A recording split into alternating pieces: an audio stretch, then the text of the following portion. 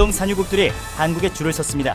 기름을 줄 테니 제발 미사일을 팔아달라는 이 기묘한 안보 구걸의 실체를 아십니까? 60억 원짜리 정밀 유도 미사일 한 발이 중동의 거대 정유시설 인근을 스치듯 지나가는 순간 인류가 쌓아 올린 현대 문명은 단돈 2,000원짜리 기름 한 리터를 구하기 위해 국가의 명운을 걸어야 하는 가혹한 자원시험대에 던져졌습니다. 전 세계 원유 물동량의 3분의 1을 책임지는 호르무즈 해협에 긴장감이 고조되자마자 국제 유가는 단 일주일 만에 배럴당 150달러라는 기록적인 수치를 돌파하며 글로벌 물류 시스템을 마비시키고 있습니다.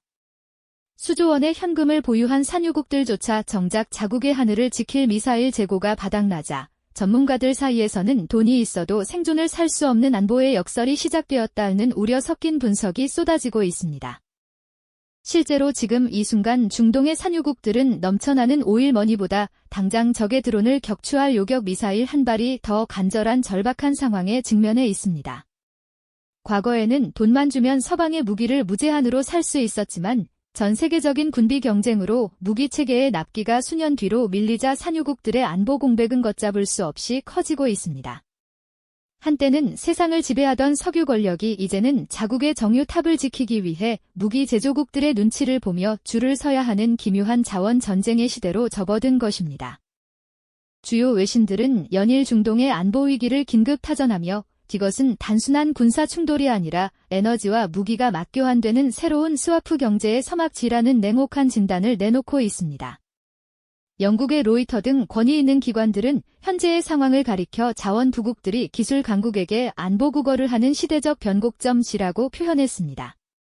전 세계가 중동의 기름 공급에만 목을 매던 과거와 달리 이제는 중동이 누구의 미사일을 도입해 자국의 기름을 지킬 수 있을지에 전 세계 경제에 사활이 걸려있는 상황입니다. 하지만 이 아비규환의 현장에서 모두가 자원 무기화의 공포에 떨고 있을 때 대한민국은 이 위기를 거대한 기회로 전환하며 전 세계의 경탄을 자아내고 있습니다. 다른 국가들이 기름 한 방울을 구하기 위해 산유국의 외교적 저자세를 취할 때 한국은 오히려 미사일을 줄 테니 기름 우선 공급권을 내놓으라는 역제안을 던지며 판을 흔들고 있습니다. 과연 한국은 어떻게 이 살벌한 자원 전쟁터에서 갑과 을의 위치를 뒤바꿀 수 있었던 것인지, 그 뒤에 숨겨진 치밀한 방산 전략은 이제 막 시작된 글로벌 에너지 안보 재편의 가장 흥미로운 관전 포인트가 되고 있습니다.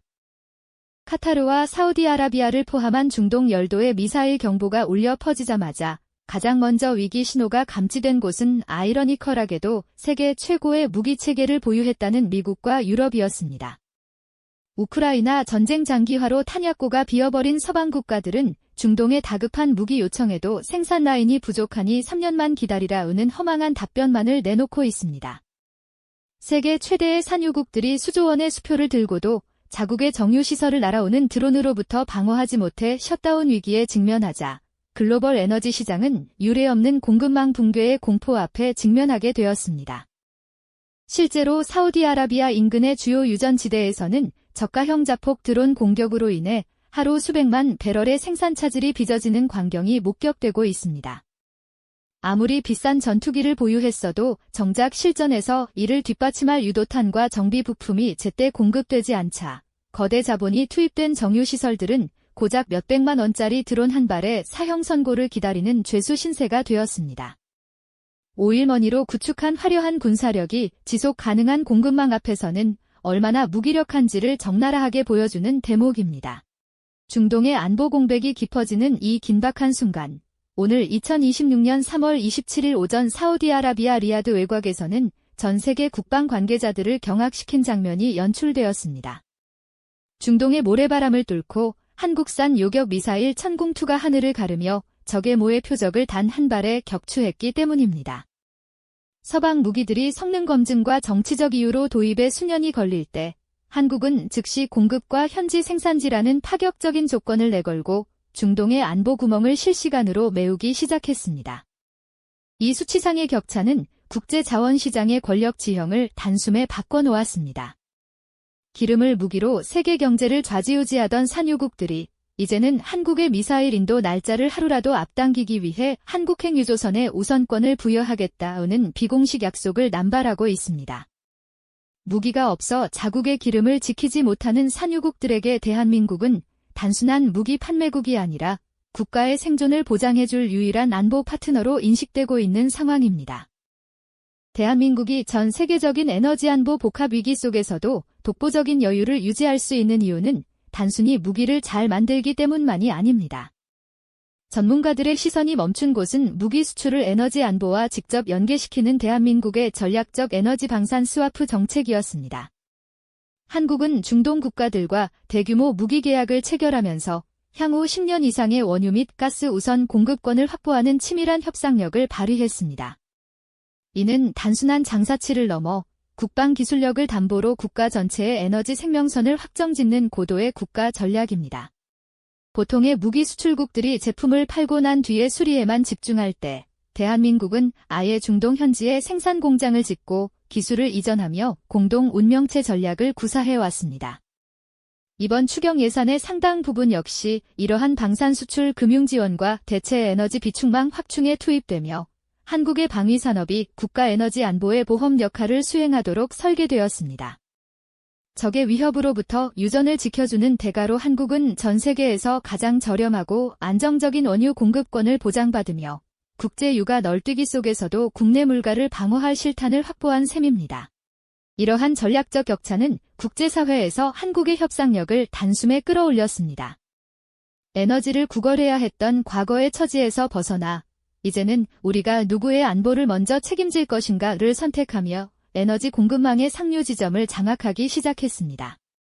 글로벌 싱크탱크들은 이를 가리켜 한국이 바다 위에 구축한 것은 미사일만이 아니라 기름보다 귀한 기술의 방패다라고 보도하며 한국의 준비성에 경의를 표하고 있습니다. 이제 자원 빈국 한국이 기술을 매개로 자원 부국들을 통제하는 새로운 경제 문법이 현실이 되고 있는 것입니다. 특히 주목할 점은 이러한 스와프 계약이 단순한 원유 확보를 넘어 국내 에너지 시장의 가격 결정권을 강화하고 있다는 사실입니다. 정부는 중동과의 특수관계를 바탕으로 확보한 안정적인 원유 물량을 국내 정유사에 탄력적으로 공급하며 수입 단가 변동으로 인한 국민들의 기름값 부담을 효과적으로 억제하고 있습니다. 전 세계가 고유가 인플레이션에 신음할 때 한국은 우리가 지켜준 안보의 대가로 확보한 저렴한 기름을 통해 시장의 불안을 잠재우고 있습니다. 이러한 방산과 에너지의 유기적 결합은 대한민국 경제를 지탱하는 가장 강력한 최후의 보루가 되고 있습니다. 중동의 미사일 수주 소식은 멀게만 느껴지지만 사실 이는 오늘 당신의 집 앞 주유소에 찍힌 리터당 가격표를 결정짓는 결정적인 변수입니다.